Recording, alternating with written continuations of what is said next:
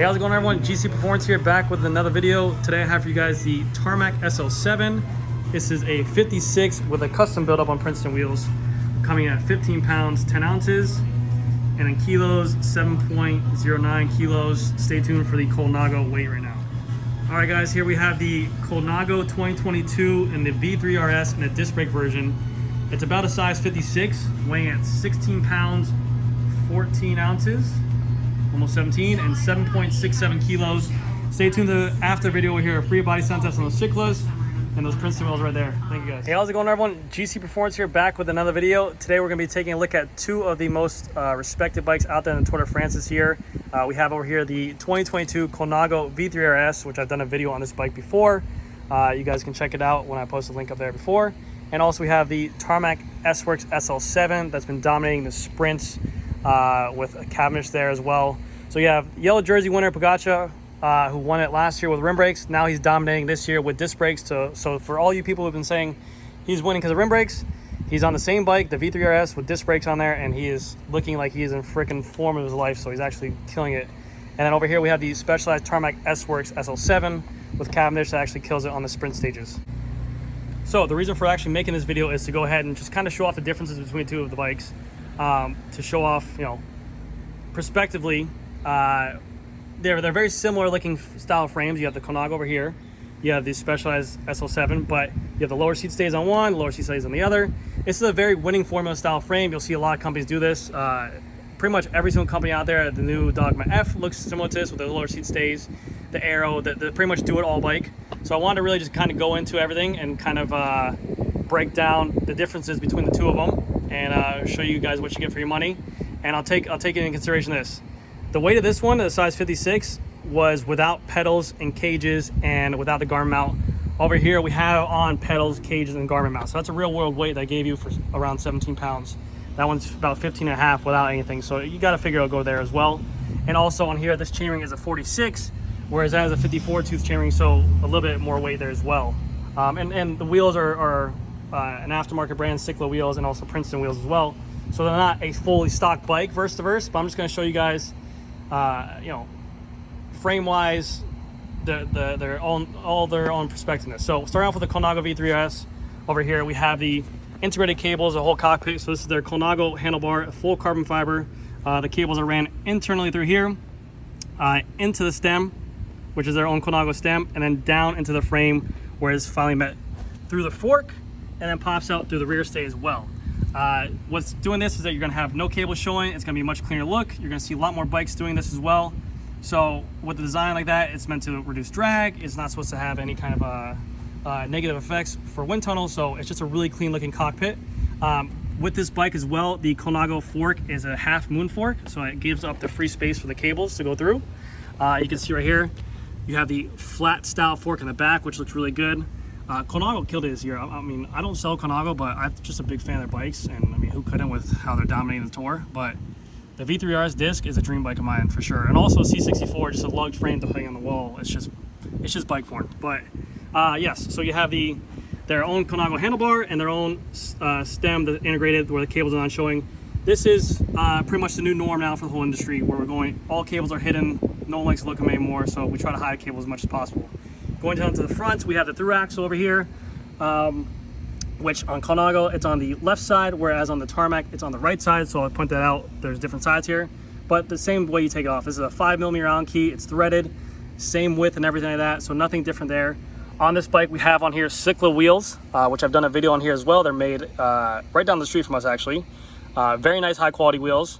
And we have on here a DT240 hub, SRAM red rotors, everything like that. And we have the COLNAGO front look right there, or the front logo. Beautiful. The one thing with the V3RS though is that it's actually not made in Italy like the C64 counterpart. The V3RS is actually a monocoque carbon frame made in Taiwan. This is a frame that they put out there for a lighter kind of race style bike. The C64 is a great bike. It's still a very fast race bike, but this is, like I said, the new norm. It's lighter. They don't have to do the lug work. It doesn't cost as much to make, so this is actually gonna be cheaper. I think this frame alone and this style is $5,300, whereas the new Tarmac S-Works SL7 is around $5,500. So they're right around the price on par. So keep that in mind. Going down here, You have the little junction box port that if you had Di2, this is where it'd be at. You have your 2 water bottle cage spots right here, 2 water bottle cage spots right here. Carbon wise and frame quality, the way they do it, I believe COLNAGO is T1100, which is like their top of line kind of carbon frame. Them and Pinarello are similar carbons. So this is like their top line they make. Whereas S-Works grades their carbon in a different way. That's just like their 12R.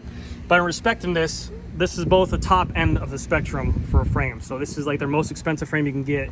This is their most expensive frame you can get as well. Right here you have Ernesto COLNAGO on top of here. That's the owner of the whole company. And then the way that this works is it's a proprietary seat post. You have your V3RS right here as well.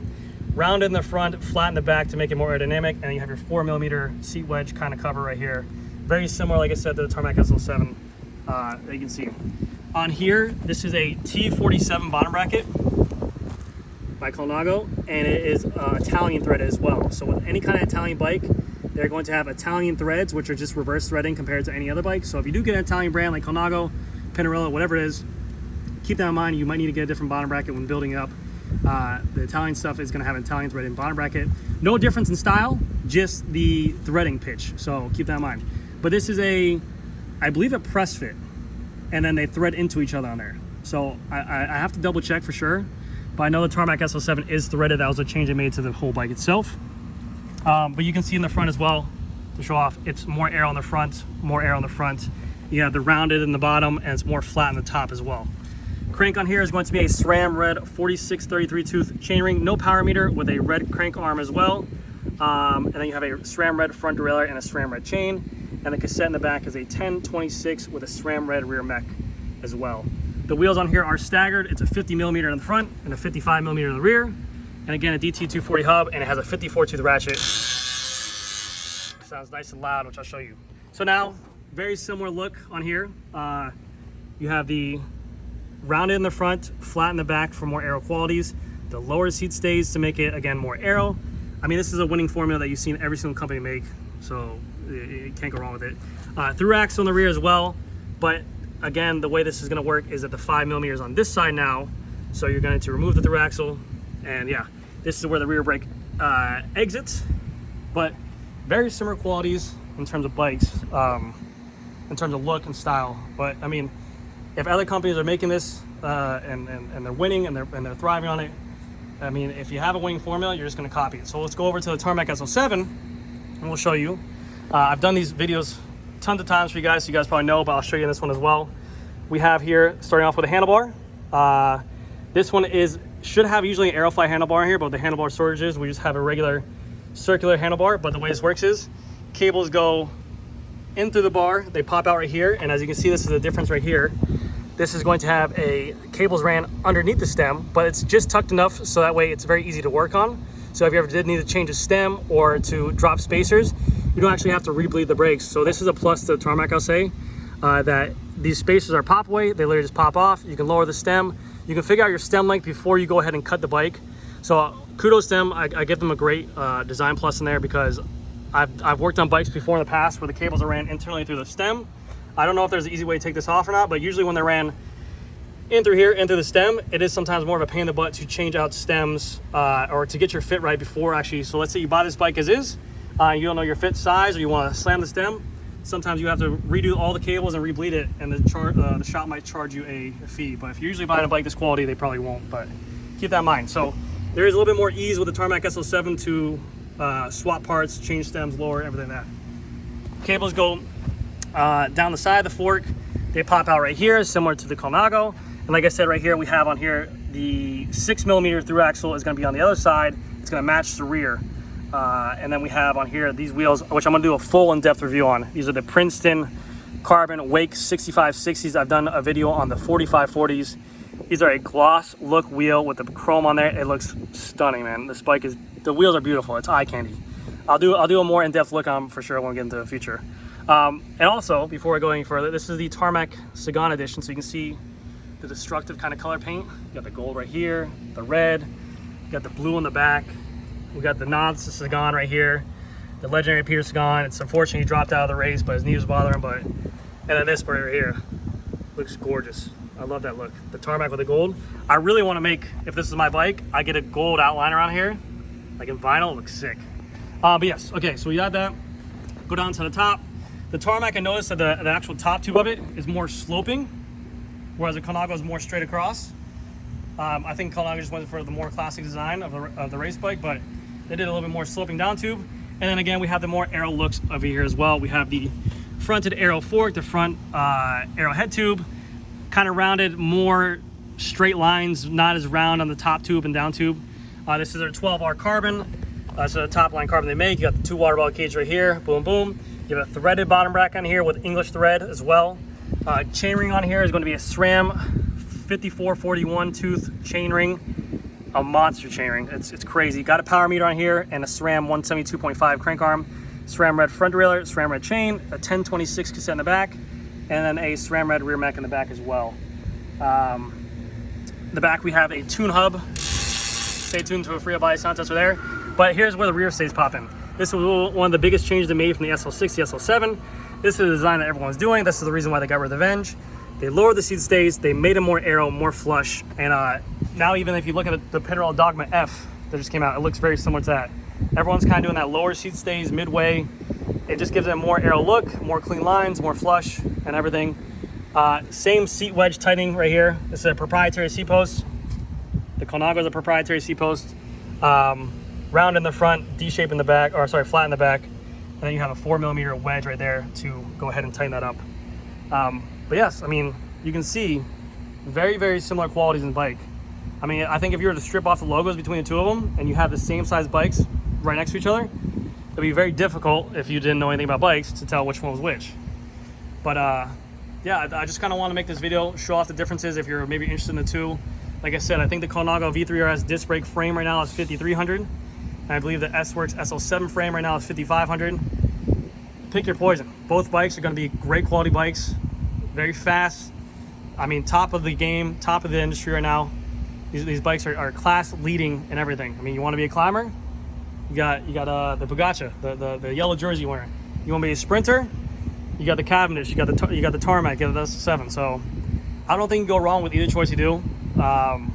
If I had both these bike companies in my store, I would choose either or. Honestly, they're both great bikes. Like I said, I don't sell COLNAGO, but I think they're a beautiful looking frame, and I'm a big fan of them. So kudos to COLNAGO. And yeah, that's gonna do it for this video, guys. Stay tuned to after video. We'll hear a free body sound test on both these wheels. The Cycla wheels of the 54 tooth and a tune hub in the back. And I'm trying to think of anything else. And keep in perspective, the weights. The weights are gonna be pretty similar once I put on pedals and cages and a garment mount. So you can't go wrong. Really, it's gonna be, if you like S-Works or you like COLNAGO, if you just like the way the wording is better, or maybe you like a color better. But I don't think you can go wrong with either or. So that's gonna do it for this video, guys. Let me know what you guys think, and I'll see you guys in the next video. All right, guys, I got here the Princeton Wake 656 with the tune hub and the free body sound test coming right now. Ignore the disc rubber now.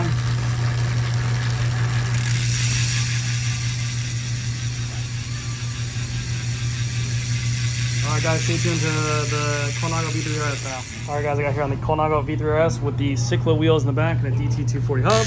Here comes the free body sound test now.